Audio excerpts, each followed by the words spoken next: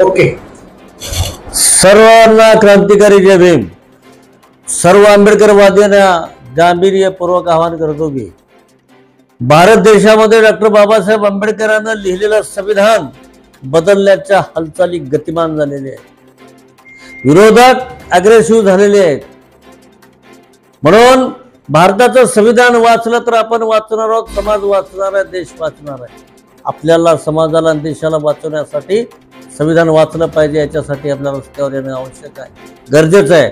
संविधान वाचवण्यासाठी आणि आपला बौद्धांची अस्मिता असलेलं बुद्धगया येथील बुद्ध विहार बुद्धांच्या ताब्यात असलं पाहिजे.